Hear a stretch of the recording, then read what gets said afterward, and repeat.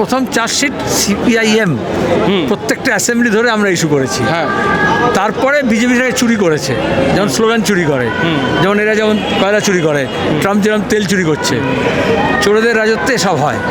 আর আমরা বলছি মোদি নিজেই তো চার্জ খেয়েছে, কে কাকে চার্জশিট দেবে?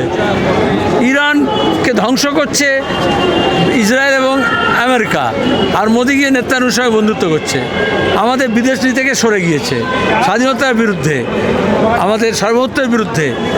এপিস্টেল ফাইলে কেস খেয়ে গেছে, আগে এপিস্টেল ফাইলের চার্জশিটের জবাব দিক, তারপরে বিজেপি অন্য কোনো কথা বলবে। আর এখানে আমরা রাস্তায় আছি, রাস্তায় আর কেউ নেই।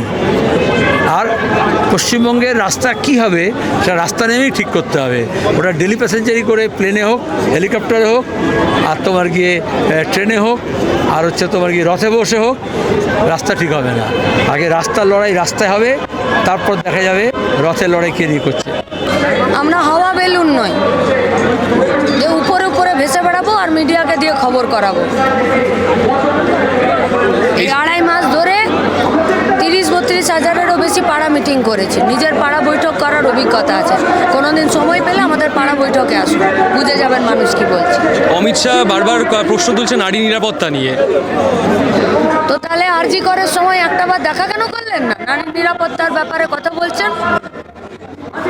আরজি করের মা বাবাটা দেশের প্রধানমন্ত্রী আর স্বরাষ্ট্রমন্ত্রীর সঙ্গে দেখা করার জন্য গাড়ির পিছন পিছন ঘুরলো, সেদিনকে নারী নিরাপত্তার কথা মনে ছিল না?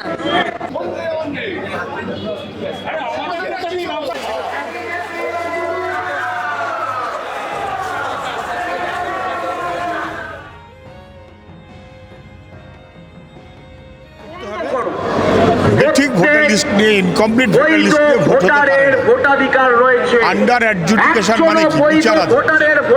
বিচারাধীন মানে সে ভোট দিতে পারবে না, ভোটে দাঁড়াতে পারবে না। তাহলে মানুষটা তাহলে বলুক খারিজ, খারিজ তো বলছে না, খারিজ বলে সে অ্যাপ্লাই করতে পারবে।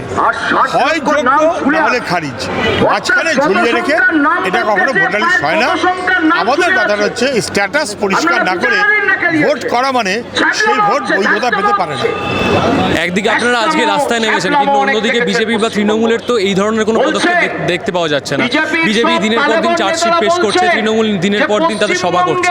সেখানে দাঁড়িয়ে আপনাদের এই পদক্ষেপ কতটা মানুষের বিজেপি বলছে 1,20,00,000 রোহিঙ্গা, তালিকা কোথায়? বিহারে তালিকা কোথায়? তাহলে 1,20,00,000 রোহিঙ্গা বলে এখানকার মানুষের ভোটার লিস্টের অধিকারটাকে কেড়ে নেওয়ার যে চেষ্টা, বিজেপির রাজনীতিটা এইরকম।